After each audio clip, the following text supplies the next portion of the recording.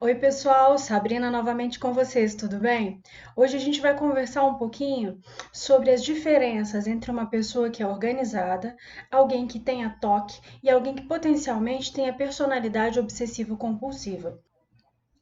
Muitas vezes, esses termos são usados por aí como se fossem todos a mesma coisa ou como se esses diagnósticos fossem extremamente comuns, o que não é uma verdade. Existe gente de tudo quanto é jeito no mundo, e algumas pessoas são mais organizadas enquanto outras são menos, e elas precisam mais ou menos dessa organização para que elas possam se sentir confortáveis e fazerem as coisas que elas precisam no seu cotidiano. Da mesma maneira, a gente tem pessoas que são mais ou menos abertas a novas experiências, a mudanças de planos, a viver sem uma agenda, sem uma rotina planejada. E a gente tem pessoas que têm mais ou menos necessidade de controle para que elas se sintam tranquilas, para que elas consigam manejar os seus níveis de ansiedade. Mas isso não significa que essas pessoas tenham algum tipo de transtorno relacionado com esses comportamentos. Essa variabilidade humana é uma das coisas que nos torna belos, que nos torna únicos. Se vocês pararem para estudar os modelos de personalidade, aí está uma indicação do Big Five para vocês, ele vai falar que todos nós temos esses traços. Tanto traços de organização, quanto traços de necessidade de controle, quanto traços de preocupação com aquilo que vamos fazer ou com o que vai acontecer conosco. O Big Five indica que todos temos todos esses 5 traços. E se eles acontecem de uma forma mais intensa, por exemplo, em termos de organização com uma pessoa, a necessidade de ser metódico, a necessidade de que as coisas estejam organizadas, de que tenha um planejamento ou uma agenda, vai ser mais forte na vida dessa pessoa. Algumas pessoas são aquelas que têm fichários coloridos, que fazem tabela para tudo, são aquelas pessoas que têm a vida programada até os 75 anos. Outras pessoas são aquelas que não conseguem lidar com isso. Que não, se você pode até comprar uma agenda e você perde a agenda no meio do caminho. Nenhuma dessas situações torna essa pessoa portadora de um transtorno ou diagnosticada com alguma coisa. Nós temos, e são bem comuns que sejam usados em psicologia organizacional, testes de personalidade para pessoas sem patologia que avaliam o traço de organização, porque dependendo de qual é a profissão na qual essa pessoa vai estar envolvida, essa organização vai ser mais ou menos demandada. Então, pode ser interessante para alguém que está fazendo a avaliação psicológica conseguir identificar se essa é uma pessoa mais organizada ou menos organizada e se ela consegue viver no meio de uma situação de bagunça ou não. Porque pode ser que ela seja muito organizada, mas vai trabalhar num ambiente meio caótico, como é, por exemplo, da bolsa de valores. E se ela não conseguir lidar com aquilo, pode ser que ela não consiga fazer bem o trabalho dela. O contrário também acontece. Você pode precisar trabalhar num lugar mais rígido, como é, por exemplo, uma corporação militar, e você não tem toda essa rigidez em você, mas você consegue lidar com isso. Então, a gente consegue fazer essa avaliação sem que haja necessidade de se falar de transtorno. Porque para que eu fale de transtorno, um item é muito importante que esteja presente, que é a presença de sofrimento para a pessoa ou dificuldade nas relações que ela estabelece, porque ela funciona daquele jeito. Se isso está presente, aí eu posso começar a pensar se eu estou lidando com uma pessoa que, no lugar de ser alguém mais organizado, alguém mais metódico ou mesmo cheio de manias, eu estou falando de alguém que tem um transtorno obsessivo compulsivo. Para que haja um diagnóstico de transtorno obsessivo compulsivo, é necessário que haja presença de obsessões e elas aparecem na forma de comportamentos obsessores, coisas que não saem da sua cabeça, eles são ruminantes, eles são intrusivos, ele vem quando você não quer que ele venha e ele não vai embora, mesmo que você se esforce para isso. E pode ou não haver compulsões, que são os rituais, que são as manias, que são as formas que a pessoa tenta lidar com esses pensamentos ruminantes para fazer com que eles parem de acontecer. Se vocês pegarem os critérios diagnósticos do DSM-5, eles vão indicar para que a coisa possa potencialmente ser patológica que os pensamentos obsessivos têm que estar presentes por pelo menos 1 hora por dia, todos os dias. Se vocês pegarem os critérios da CID-10, não vai haver essa quantificação de horas por dia, mas ele vai indicar que eles têm que estar presentes a maior parte dos dias por pelo menos 2 semanas. Antes de 2 semanas, é precoce falar que alguma coisa seja patológico, porque pode ser algo pontual gerado por uma experiência externa que está causando aquilo e vai sumir. Mas se permanece dessa forma, gerando sofrimento por mais de 2 semanas, pode ser importante procurar ajuda. Os pensamentos acarretam um aumento da ansiedade e um aumento da angústia que a pessoa vive, ou seja, tem sofrimento relacionado com eles. A maior parte passa por contaminar-se ou por acontecer alguma coisa perigosa ou potencialmente ruim, mas é claro que existem exceções. A gente não tem como saber o que passa na cabeça de todas as pessoas.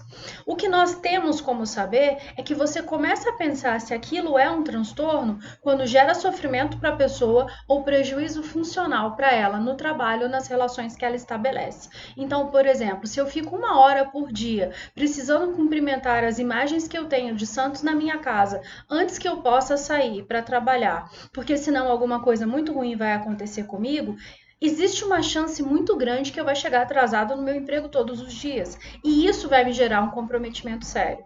Da mesma maneira, se eu tenho que checar o gás 15 vezes, porque eu não tenho certeza se ele está desligado ou não, e a minha casa vai explodir se eu não verificar isso direito, eu tenho pensamentos que são intrusivos, eu tenho sofrimento, eu tenho a ideia de que eu controlo alguma coisa maior do que eu se eu fizer um determinado comportamento, que é ir lá checar o gás mais uma vez. Essa é uma das características das compulsões. Normalmente elas aparecem como uma tentativa de controle de algo externo a mim. Então pode ser para que um acidente não aconteça, para que alguém não morra, para que o mundo não acabe. E eu estou dando esses exemplos que parecem absurdos, mas são todos exemplos que eu já vivenciei na prática com pessoas com TOC que eu tratei. TOC é a sigla que a gente costuma chamar o transtorno obsessivo compulsivo. Com o tempo, quando a gente trabalha muito com algumas coisas, você até esquece o nome dessas coisas e passa a tratar todas elas como se fosse um diminutivo carinhoso, um apelido. E o apelido do transtorno obsessivo compulsivo é TOC. Os rituais, então, eles são uma coisa frequente, mas não são obrigatórios para um diagnóstico de TOC. A gente sabe, contudo, que pensamentos também podem ser ritualizados para tentar lidar com os outros pensamentos intrusivos. E nisso um profissional tem que tomar muito cuidado na hora de tentar fazer uma avaliação diagnóstica. Mais uma diferença nos critérios diagnósticos quando eu considero o DSM e eu considero a CID. No DSM, ele aceita como critério diagnóstico o insight está completamente ausente, então a pessoa não conseguir racionalizar aquelas ideias ou aqueles comportamentos e ver que eles não têm nenhum sentido no mundo real, até a presença do insight, mas a pessoa não conseguir controlar, mesmo sabendo que aquilo é irracional. Na CID-10, pelo menos um dos sintomas tem que ter insight presente. A pessoa tem que notar que aquele comportamento não tem o potencial para controlar o que ela está tentando, que ele é um comportamento irracional, mas mesmo assim ela mantém, porque ela não consegue parar. Por isso ele é compulsivo. Na compulsão, a gente até pode saber que alguma coisa vai fazer mal, mas você não tem controle sobre isso, você não consegue se parar. Nessa hora, a gente pode estar diante de um quadro de transtorno obsessivo compulsivo. Mas quando eu falo em transtorno obsessivo compulsivo, parece que então está tudo resolvido, a pessoa tem isso e acabou. Ainda assim, no processo de diagnóstico, na avaliação psicológica, você tem que fazer o diagnóstico diferencial com outros transtornos, como a esquizofrenia, um transtorno depressivo mais intenso, por exemplo, e você tem que ver dentro dos transtornos compulsivos, obsessivo-compulsivos, se tem algum que se encaixa melhor com a sintomatologia que você está vendo, porque o TOC não é um diagnóstico único, ele pode ter subtipos que interferem no tratamento. Então, fazer a identificação desses subtipos é importante para a gente. Outra coisa que vocês precisam ter ciência é que raramente você vai encontrar um caso em que a pessoa tem TOC e é isso. O TOC costuma vir associado com outros transtornos, sendo ele a comorbidade ou trazendo ele a comorbidade. Se ele tem associado com um transtorno mais intenso ou mais potencialmente prejudicial do que ele, a gente entende que ele é a comorbidade de alguma coisa. Se ele vem associado com outro transtorno que é mais transitório ou mais fácil de tratar ou que gera menos comprometimento, a gente entende que o outro é comorbidade para ele. E é bem comum que ele apareça junto com os transtornos de humor, especialmente os transtornos de ansiedade. TAG, por exemplo, transtorno de ansiedade generalizada, costuma vir muito associado com transtorno obsessivo-compulsivo. Mas eu disse que a gente também ia diferenciar do transtorno de personalidade obsessiva-compulsiva, que em alguns lugares vocês vão encontrar como transtorno de personalidade anancástica. Esse é um transtorno de personalidade em que a rigidez é marcada desde o começo da vida. Se você pegar os padrões de perfeccionismo, eles estão presentes desde muito cedo. E a identidade dessa pessoa é construída com base no desempenho dela em atividades que ela tem, normalmente atividades de trabalho quando você já chega na vida adulta. O trabalho ocupa em todos nós um lugar muito importante, mas para as pessoas que têm um transtorno de personalidade obsessiva-compulsiva, é como se ele tivesse um degrau acima. Ele é sempre a coisa mais importante e se eu não tiver um bom desempenho naquilo que eu faço, então eu não tenho valor como pessoa. E é daí que vem o sofrimento. Eles têm um autodirecionamento, que é uma dificuldade para completar as tarefas e realizar os objetivos, porque elas são associadas a um padrão tão rígido que nunca está bom o suficiente. Então a coisa nunca se conclui, nunca está pronta para ser mostrada para uma outra pessoa ou ser entregue. E isso traz muito sofrimento, já que o desempenho é uma coisa que cria, que constrói, que molda a personalidade das pessoas que têm esse transtorno. Existe também uma dificuldade de relativização muito forte, que se manifesta numa dificuldade ou ausência de empatia com o jeito como o outro funciona. A pessoa tende a ser uma pessoa extremamente rígida nos padrões, na forma como ela julga e no entendimento dela tem um único jeito certo ou errado das coisas acontecerem, das pessoas serem, das pessoas agirem e ela também. Ela se julga por esse mesmo crivo, mas ele é extremamente rígido, o que pode trazer muito sofrimento e prejuízo para ela e para quem está por perto.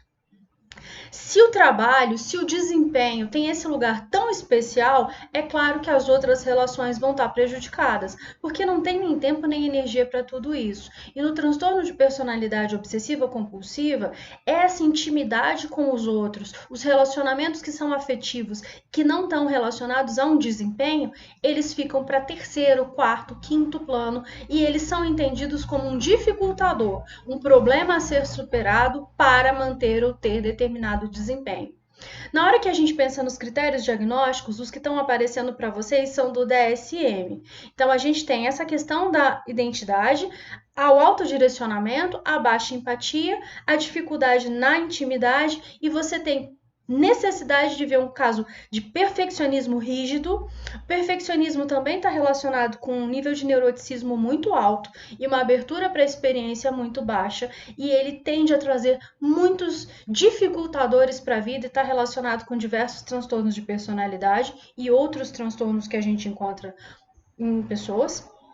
A perseverança, que eu vou pedir a vocês que não confundam com persistência. Persistência é bacana, persistência é você tentar mesmo que haja problemas naquilo que você está fazendo e que não seja fácil conseguir de primeira. Mas a perseverança é a persistência patológica, quando a questão, o comportamento, o jeito de pensar já deixou de ser aceitável porque ele está te fazendo mal.